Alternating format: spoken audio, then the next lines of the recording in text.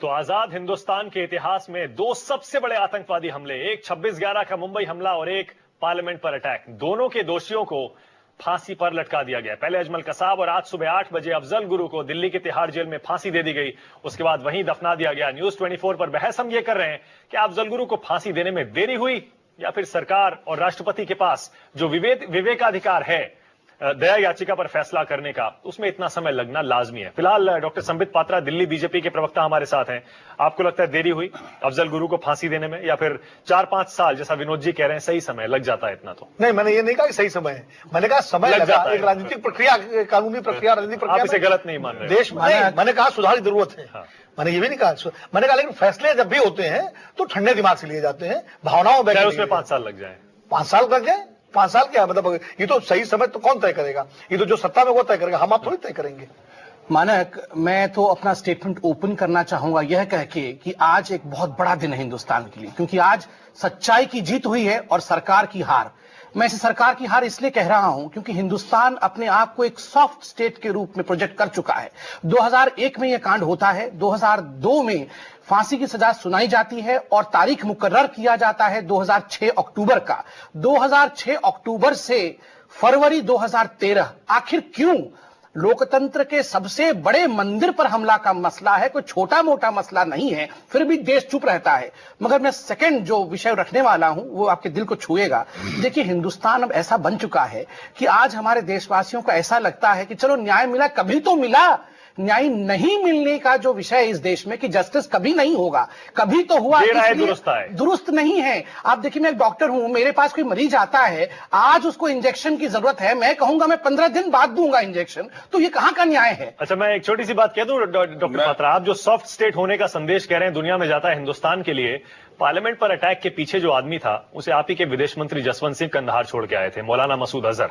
उसी ने जैश ए मोहम्मद बनाई थी पाकिस्तान जाने के बाद और उसी ने संसद पर यह हमले को अंजाम दिया था। तो इसमें मॉरल हाई ग्राउंड तो देखिए कोई पार्टी नहीं। मैं इसे बता दूं, आपने प्रश्न उठाया है तो जवाब दूं। 200 हिंदुस्तानी एक प्लेन के अंदर कैद हैं उस समय। आप जो भी नहीं, सुनिए आपने एक प्रश्न उठाया है, मुझे जवाब देने दीजिए। हमले के बाद जैसा विनोद जी कह रहे थे, सरहद पर फौज तैनात नहीं, आपने उसके बाद उठाया है, कंधार का मसला है, हर जगह उठ रहा है, मुझे जवाब 1 सेकंड में देने दीजिए। उस समय आप ही के मीडिया ने कहा था, जब 200 हिंदुस्तानी प्लेन के अंदर कैद थे, तो आप ही के मीडिया ने कहा था अटल बिहारी वाजपेयी पिता नहीं है, इसलिए वो दुख नहीं समझ सकता है। किंतु जब अटल बिहारी वाजपेयी ने एक पिता का रूप धारण किया, दुख समझा, तो आप ही कहते हैं दुख क्यों समझा? 200 हिंदुस्तानी मर जाते। थोड़ा पीछे ले जाऊंगा डॉक्टर पात्रा को।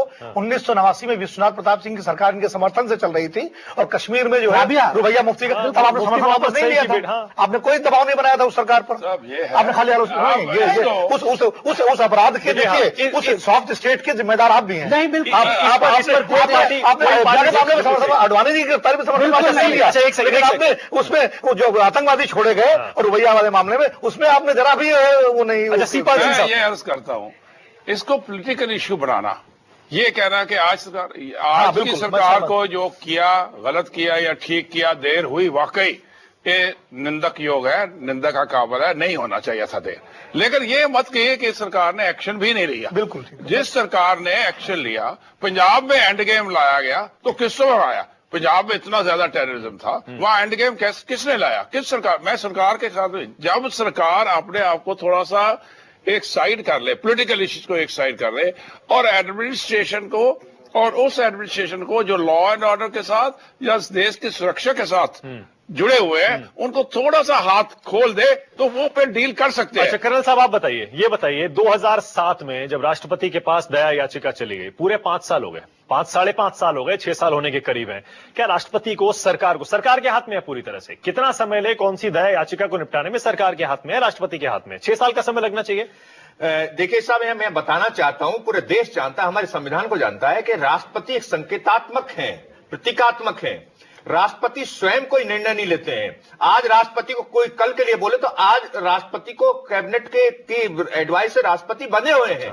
और यदि हमारी कैबिनेट के अंदर ही विल नहीं है, हमारी सरकारों के अंदर इच्छा शक्ति नहीं है, तो राष्ट्रपति क्या करेंगे? राष्ट्रपति, हमारे संविधान को हमने इस तरह का अडॉप्ट किया है कि राष्ट्रपति हमारे संकेतात्मक है, इसलिए हमें राष्ट्रपति के ऊपर लांछन लगाने की जरूरत नहीं है। यहाँ पर सरकार की इच्छा शक्ति है और सरकार जब तक स्ट्रांग मैसेज नहीं देगी इस तरह के एक्शंस में, और मैं यहां भी ये भी कहना चाहता हूं कि एक अंग्रेज ने छोटा सा देश, हरियाणा से भी छोटा देश इंग्लैंड, उसने पूरे दुनिया पे खाली इसलिए राज किया कि उसने कभी भी राजनीति और एडमिनिस्ट्रेशन को मिक्स नहीं किया, जैसा कि हमारे आईजी साहब बता रहे थे। अब एंटीबी ऑपरेशन इजराइल ने छोटी सी बात सवाल है, छोटा सा देश है, बिल्कुल सही है, सवाल देशों को टक्कर दे रहा है।